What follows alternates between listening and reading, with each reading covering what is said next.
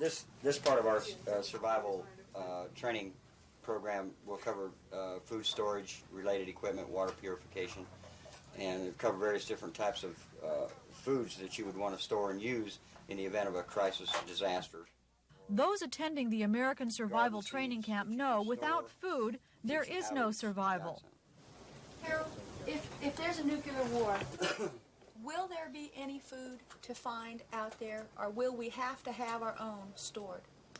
No, you would probably have to have your own food because you have so many people out of maybe 220 some million people in the United States.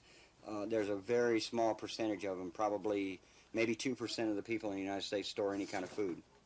So, and in the event of a crisis situation, the civil defense or your local governments or national governments would take over these food supplies to make sure that the areas that didn't have it, would have it. So it wouldn't do you any good to go to the store. There's probably only 2 days' supply of food at any given store at any given time. That's why people like Dorothy Priest will buy and store enough food to feed each member of her family for a year. The food will be freeze-dried and dehydrated, and it will cost about $1,000 per person. But, as she says, it will give her control. I don't feel very secure. I don't feel confident. I wonder about my son growing up. I wonder about what kind of life he'll have.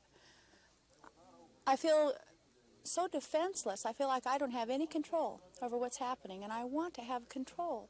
Freeze-dried shrimp, now all you do is add cold water. Of course, we need a little.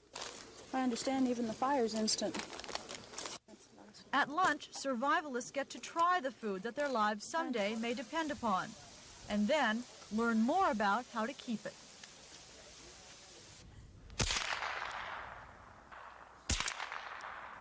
It and the food storage are the most vital parts, and they complement each other. If you've got the food and you don't have the capability of defending it, then the first people that come by that are stronger than you will just take your food away. That's why Allan Croft has brought his 9-year-old son here to get ready for whatever happens. I think they're going to be a major turmoil in the next 3 to 5 years, resulting in a change in civilization. How?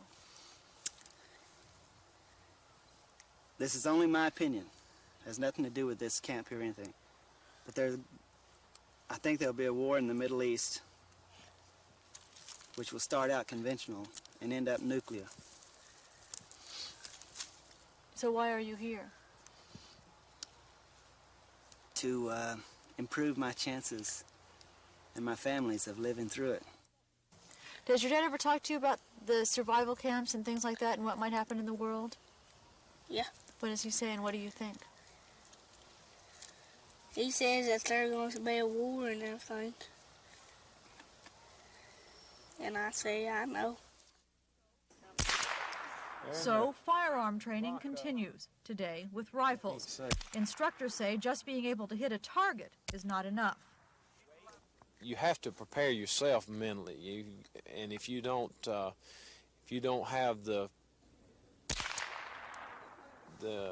desire in yourself that what you're defending is worth what you're going to have to do. You know, if it means killing someone to save your family, then you've got to have the desire to save your family more than the fear or the whatever of keeping you from killing someone.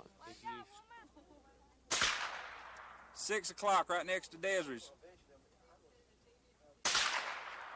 12 o'clock, 5 inches off the X. But there is the chance that someone else has had better training. That is one reason why each day there is also a class in emergency medical technique. Okay, an ability to move. If the person's conscious, you're going to ask them. Don't make any drastic movements, but just wiggle your fingers for me. Can you move your arm? Check both of them. Check both extremities on the legs and the feet. Can you wiggle your toes for me? Can you move your foot? Can you raise your leg? If you notice any pain, you want to keep talking to that patient and ask him basically how he feels. Notice if there's any pain on movement, sprains, and so on. false motion. In other words, does he want to move his foot up and all of a sudden it's still laying down below? Bad sign. 1 and 2 and 3 and 4 and 15. 1 and 2 and 3 and 4 and 5. You know, the first time you hear them ribs crack, it's kind of a spooky feeling. But you just reassess your hand position, make sure you're in the right spot, and then let them crack. Classes continue all day for 4 days of training and workouts. At night, some choose to sleep outside in tents. The survival experience costs each person $400, but they figure if they are the ones to live through whatever it is that is going to happen, it is $400 well spent.